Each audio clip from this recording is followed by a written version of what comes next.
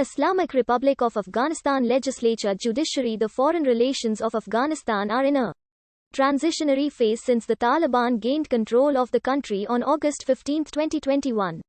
Before the fall of Kabul in 2021, the foreign relations of Afghanistan were handled by the nation's Ministry of Foreign Affairs, which was headed by Muhammad Hanif Atmar. He answered to and received guidance from the President of Afghanistan. The Islamic Republic of Afghanistan has close and friendly relations with a number of countries around the world, including Turkey, United States, United Kingdom, Japan, Germany, Spain, South Korea, Italy, India, China, Canada, United Arab Emirates and many others. Before the Soviet invasion, Afghanistan pursued a policy of neutrality and non-alignment in its foreign relations, being one of a few independent nations to stay neutral in both World War I and World War II. In international forums, Afghanistan generally followed the voting patterns of Asian and African non-aligned countries. During the 1950s and 1960s, Afghanistan was able to use the Russian and American need for allies during the Cold War as a way to receive economic assistance from both countries. However, given that unlike Russia, America refused to give extensive military aid to the country, the government of Daud Khan developed warmer ties with the USSR while officially remaining non-aligned. Following the coup of April 1978, the government under Nur Muhammad Turki developed significantly closer ties with the Soviet Union and its communist satellites. After the December 1979 Soviet invasion, Afghanistan's foreign policy mirrored that of the Soviet Union. Afghan foreign policy makers attempted, with little success, to increase their regime's low standing in the non-communist world. With the signing of the Geneva Accords, President Najibullah unsuccessfully sought to end the Democratic Republic of Afghanistan's isolation within the Islamic world and in the non-aligned movement. Most Western countries, including the United States, maintained small diplomatic missions in the capital city of Kabul during the Soviet occupation. Many countries subsequently closed their missions due to instability and heavy fighting in Kabul. After the Soviet withdrawal in 1989, many countries initially welcomed the introduction of the Taliban regime, who they saw as a stabilizing, law-enforcing alternative to the warlords who had ruled the country since the fall of Najibullah's government in 1992.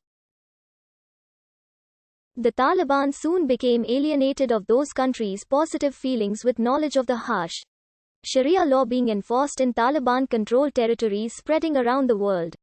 The brutality towards women who attempted to work, learn, or leave the house without a male escort caused outside aid to the war-torn country to be limited.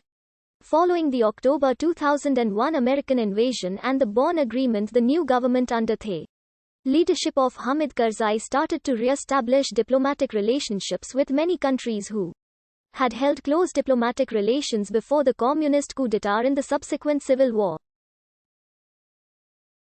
The Afghan government is focused on securing continued assistance for rebuilding the economy, infrastructure, and military of the country.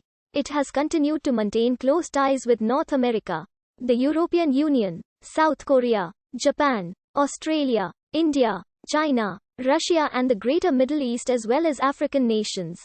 It also seeks to establish relations with more South American or Latin American nations. In late 2011, relations between Afghanistan and Dominican Republic were established.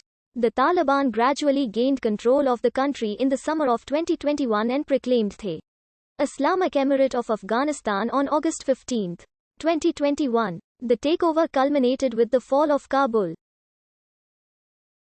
The Taliban has had some limited contact with foreign governments and will need to develop further relations with the international community as its new de facto government goes forward. The September 11, 2001 attacks in the US prompted Canada to re-evaluate its policies toward Afghanistan. The Minister of National Defense Art Eggleton advised Governor-General Adrienne Clarkson to authorize more than 100 Canadian Forces members serving on military exchange programs in the United States and other countries to participate in U.S. operations in Afghanistan. although not participating in the opening days of the invasion. Prime Minister Jean Chrétien announced on the 7th of October that Canada would contribute forces to the international force being formed to conduct the campaign against terrorism. General Ray Heno, the Chief of the Defense Staff, issued preliminary orders to several Canadian Forces units. As Operation Apollo was established, the Canadian commitment was originally planned to last to October 2003. Official diplomatic relations between Afghanistan and the United States began in the 1920s. Although contact between the two nations was